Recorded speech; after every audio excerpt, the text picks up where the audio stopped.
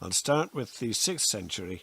This is the century immediately before writing became widely established, so history becomes much less a case of folklore, and the picture of our past becomes far more sharply focused from then on.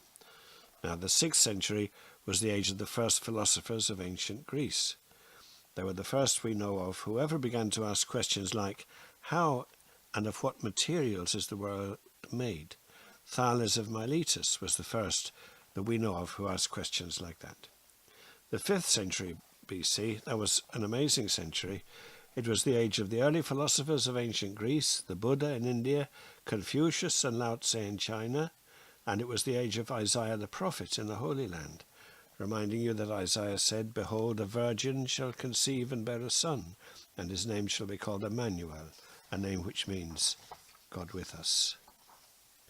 The 4th century BC is counted as the golden age of Greece. During this century, the Parthenon was built in Athens, and the great philosophers Socrates, Plato and Aristotle lived. And in Ireland, the great fortress of Evan-Macha was built in Ulster. The 3rd century BC. The 3rd century BC saw the First and Second Punic Wars between Rome and Carthage. Carthage and Rome were bitterest enemies, and there's a great story about it, but we won't talk about it. Carthage was a great maritime nation. They boasted that the Mediterranean was their sea, and they also had a habit of burning their children alive to Moloch, and the moment the Romans saw them, they hated them. The 2nd century BC was the 3rd and last Punic War, in which the Romans destroyed Carthage utterly.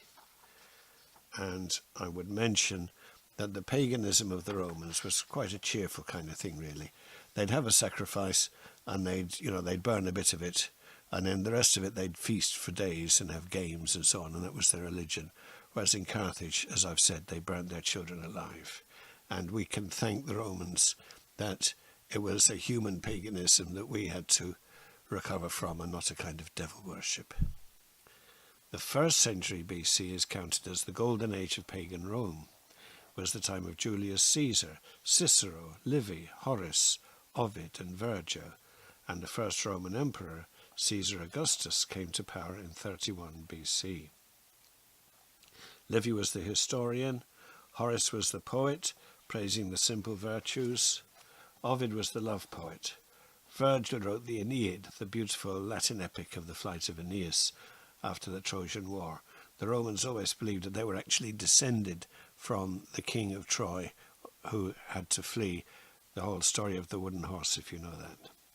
Virgil died when Jesus was still a boy in Nazareth.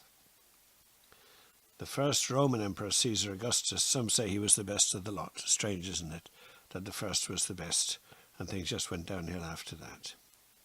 The 1st century AD, Jesus was born under the peace of Augustus.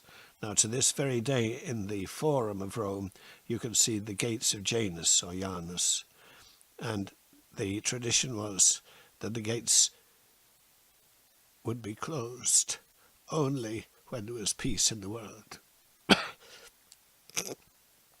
And they were closed under Augustus, and that was only the 3rd time they had been closed in 700 years. And it was during the peace of Augustus that Christ was born. Augustus was followed by some very bad and stupid emperors: Tiberius, Caligula, Claudius, Nero. Tiberius was famous for murdering more and more people he suspected of plotting against him. Caligula was very possibly insane. What he did was so outrageous. You can read it for yourself if you want. Claudius wasn't so bad. He restored order, and he brought Britain into the Roman Empire. Nero famously played the lyre while Rome burned. Nero fiddled while Rome burned. He probably didn't start the fire, though that was said. The city was ready for a fire. There were no fire precautions, and it said he even tried to organise firefighting. But when it was all done, he got a bright idea and blamed the Christians for the fire. And then in 969 AD, there was a brief civil war, the year of the 4 emperors, before order was again restored. And in Ireland, Maeve was Queen of Connaught and Cuchulainn was the champion of Ulster, probably at the very end of the 1st century.